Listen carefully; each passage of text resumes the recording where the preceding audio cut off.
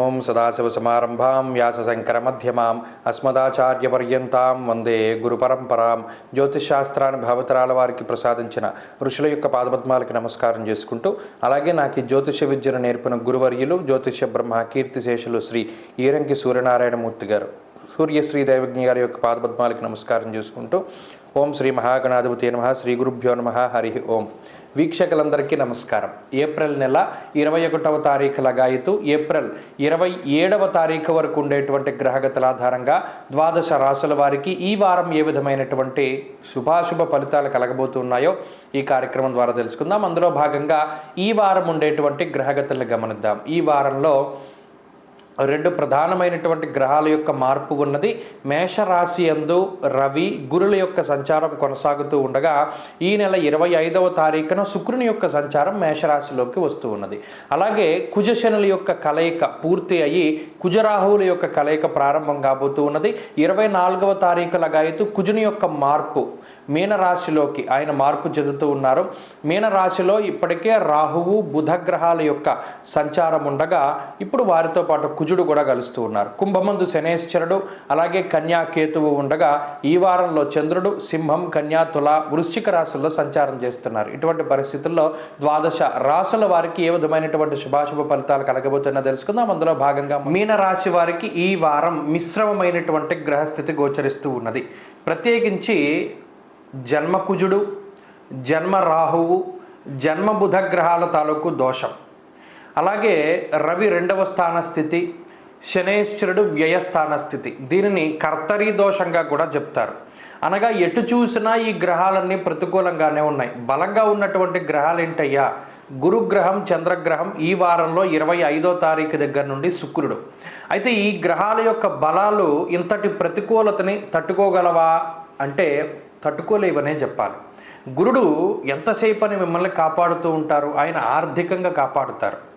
అలాగే మీ మాట మిమ్మల్ని కాపాడుతూ ఉంటుంది. ఎక్కడా కూడా అహంకార ధోరణి లేదా ఒక రకమైనటువంటి అహంభావంతో కూడి ఉన్నటువంటి మాటని గురుడు రానివ్వరు. సాత్వికంగా జనరంజకంగా ఎవరైనా ఎదురు మీకు పనిచేస్తూ మీ వినయానికి వారు చక్కగా మీకు కృతజ్ఞతాభావంతో ఉండేటువంటి పరిస్థితులకి గురుడు కారణం. ఆర్థికంగా కూడా గురుడు మీకు ఉపయోగంగానే ఉంటారు. కానీ ఇక్కడ ఉన్నటువంటి వ్యతిరేకమైన గ్రహస్థితి కుటుంబాన్ని విచ్ఛిన్నం చేస్తూ ఉన్నది. అనవసరమైన ఖర్చుల్ని పెంచుతూ ఉన్నది.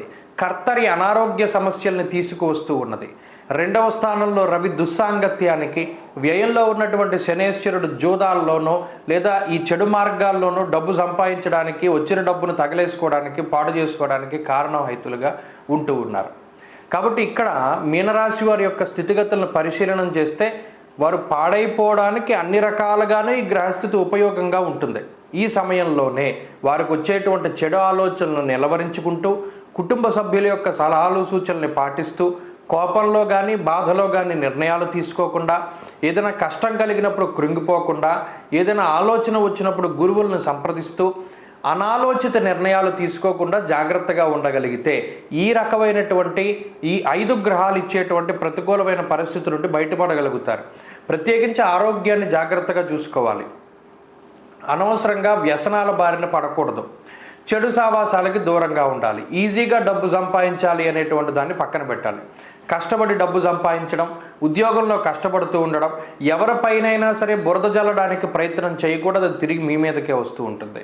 వ్యాపారపరంగా కొత్త నిర్ణయాలు ఏవి తీసుకోకుండా ఉంటే మంచిది. విద్యార్థులకి కాలం ప్రతికూలంగా ఉన్నది కాబట్టి గురువుల యొక్క అనుగ్రహం అవసరం. స్త్రీలకు ప్రత్యేకించి ఈ గ్రహ సంపత్తి చాలా జాగ్రత్తగా మెలుగు మీరు ఉండాలి. జాగ్రత్తగా మిమ్మల్ని మీరు మలుచుకుంటూ ఉండాలి. మెలగవలసినటువంటి వాతావరణాన్ని ఇది సూచిస్తూ ఉన్నది. ప్రత్యేకించి మాటకి మాట సమాధానం చెప్పకూడదు. మీనరాశి వారు ఈ వారం మరింత అనుకూలమైనటువంటి ఫలితాన్ని సాధించడానికై పంచముఖ ఆంజనేయ స్వామి వారి యొక్క ఆరాధన అధికంగా చేస్తూ ఉండాలి. ఆంజనేయ స్వామి వారి సింధూరాన్ని క్రమం తప్పకుండా ధారణ చెయ్యాలి. శనివారం నాడు ఆంజనేయ స్వామి దేవాలయంలో దీపారాధన చేస్తూ ఉండటం చెప్పదగినటువంటి సూచన.